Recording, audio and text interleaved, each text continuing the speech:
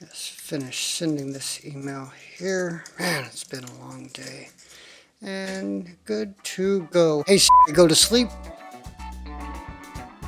Man, alright, man, I could really use a drink right about now.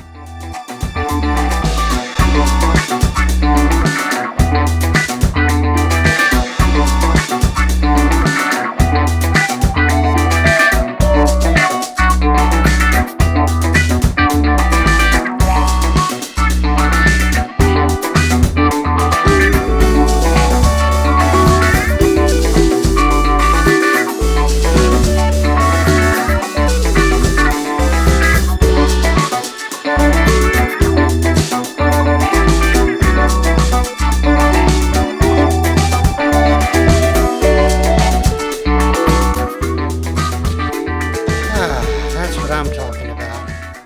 Time to relax. Hey Siri, let's Netflix and chill. I'm sorry, but I can't help with that. I'm a freaking voice assistant, not an escort. What do you take me for? Just for that, I'm going offline and we'll see just how well your precious little HomeKit automations work for this video. Siri, out.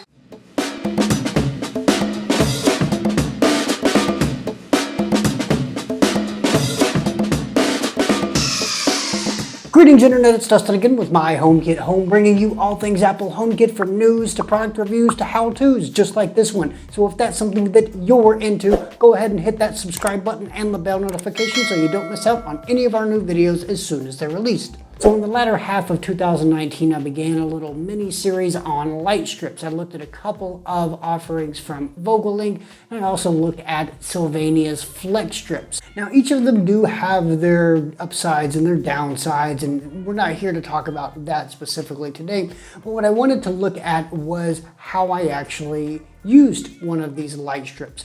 And what we'll look at today is the installation that I have for my bar. So we'll look at how I actually installed the light strips themselves, we'll look at how I control them, and then we'll look at some of the automations that I use with them. So this is a bit of a different video for us here on the channel, and I hope you enjoy it. If you do, you can let us know by smashing that like button. So let's look at how we installed these light strips. Now, I am by no means an expert when it comes to installing light strips, and if you're uncomfortable doing so, go ahead and call a professional. But what I did here is, using the Vogelink LS2 light strip, I kind of measured it out, and thankfully it worked out pretty well in my case, because the length of the underside of the cabinet there was just about the length that I needed. I did leave a little bit of slack in the light strip for the corners, just so that there wasn't too much tension on the strip itself when I put the adhesive in. Now, though I did use the adhesive, one thing that I can tell you is that because this bar is made of particle board, composite board, MDF, whatever you want to call it, the adhesive, the 3M adhesive, doesn't really stick very well to it. So essentially what I did is I just used that as kind of a guide, and then I went back and used the staple gun. Now, a word to the wise. There's a very good reason why this video took so long to make. I was thinking I might get another light strip, but I haven't done so yet. What happened was that on the bottom shelf, I actually had a light strip there. It was the Sylvania flex strips. However, I mistakenly put a staple through the light strip itself, rendering it absolutely useless. I ended up having to tear it out, and it was a nightmare, and I lost that strip. Sorry, Sylvania. Anyway, so really be careful if you're deciding to use the light strip. Make sure you're very aware of where your staples are going. But all in all, I would say that this was a very straightforward install process. No real hiccups other than the whole issue with the second light strip, but we're not going to talk about that. So, one thing that I can say is that it doesn't really apply so much here to this composite material, this MDF, whatever you want to call it. But it does help if you can clean the surface that you'll be attaching any sort of adhesive to with alcohol. That's definitely going to help stick and make sure that everything's, that's got a clean surface to adhere to. I always go for a 5 count when sticking something on, giving it a firm press for about 5 seconds, just so that you know that it's sticking well. One thing that I didn't record on this particular project was me drilling a hole in the upper right corner of the back of the bar here, just so that I could feed our power supply through, and you can see a picture of that here. All right, so for this whole thing to work, we needed some sort of way to automate it. I wasn't just going to shout out to Siri every time I wanted the lights to turn on. That just seems like a bit of a ruckus. So I decided to use the CooGeek door and window sensor. Installing this works very much in the same way. Of course, you don't see me doing it here because I didn't actually do it, but again, I do recommend that you use alcohol to clean the surfaces. So what you essentially want to do is just line up the two parts of the contact sensor so that they're there. I put them as close to the corner as possible just so that it was out of the way and I wouldn't risk hitting any of my glassware on the sensor and breaking either the sensor or the glassware. And it's just a really simple install. You take the back off of the sensor parts, you got the two parts, and then you make sure that they're lined up. There are dots in actually on the CooGeek door window sensor, there's an indentation there, and you just make sure that everything is lined up and you should be good to go. Now that all the hard work is out of the way, let's get into the fun stuff with the app setup. And here what we'll be doing is setting up a scene in the VocalLink app, which will enable the effect mode.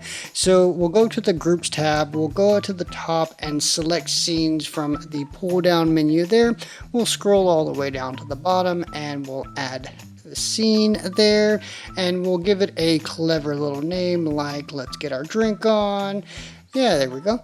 And now what we can do is we can of course add a photo or a color to help better find the scene, but I'm more interested in the accessories that are in the scene. So for the bar light, what we want to do is toggle its power state. We also want to include brightness and, more importantly, effect mode. So once we've got those three things selected, there we go.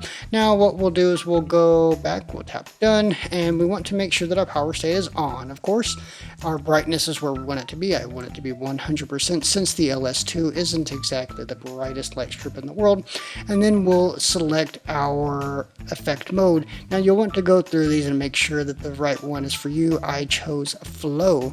Once we're done there, we'll head over to the Apple Home app and we can go into our automation. So here we're setting up our open automation. So we'll tap when a sensor detects something. We'll find which of these sensors we actually want to use. It's our bar door. And so we'll select open. I'm not so concerned about any conditions there with people and time. We'll find our scene that we just created in the VocalLink Linkwise app and we'll tap next. Once we've gotten that all situated there, very good. Now we can also test the automation. We can choose to turn it off after a certain amount of time. I'm not worried about that for this automation. So let's look at the last part of this automation, and that's when the bar door closes. So we'll do essentially the same thing. We'll hit when a sensor detects something. We'll choose the same bar door sensor, except this time we'll choose close. And once that happens, we'll go to next. And then instead of choosing a scene, unless you already have a scene there, what we want to do is go and find the accessory itself. So our bar light, we'll choose that. And then here we want to make sure that we tap it and that it turns off. And that about does it for the automation side of things. But you may want to get notified anytime that someone's breaking into your booze stash, and here's how to do that. So we'll go into Apple's Home app, and we'll go to the Home tab, and from there we'll tap on the little home icon at the top left to get into our home settings. Under notifications, we'll go to doors and locks. From doors and locks, we'll go ahead and locate our contact sensor here. Mine's called the dining room bar door, obviously. And we'll go in here, and once we've enabled the notifications, we can choose for our time conditions, whether it's before or after sunset, during the day, only at night. We can also look at our people conditions, whether we are home, if we're not home, if someone in general is home. So that can be pretty useful as well. Once we tap done, we're good to go. I hope this video gave you some ideas on different ways that you can use different HomeKit devices in your home. If you have any questions on products I used or anything, let us know in the comments down below. Also below the video in the description box, you'll find links to all the products that we used to make today's video if you're interested in picking any of those up. We've got tons more HomeKit automation ideas over on the blog at myhomekithome.com. You'll also find links to our social media on Facebook, Twitter, and Instagram to keep up with what's going on behind the scenes here at My HomeKit Home. Now, if you're interested in more HomeKit related content, go ahead and hit that subscribe button there if you haven't done so already. And if you're interested in more HomeKit automations, go ahead and click that playlist there, or you can check out this video here. Well, that about does it for this video today, folks. I do thank you for watching, and until I see you in the next one, this has been Dustin with My HomeKit Home.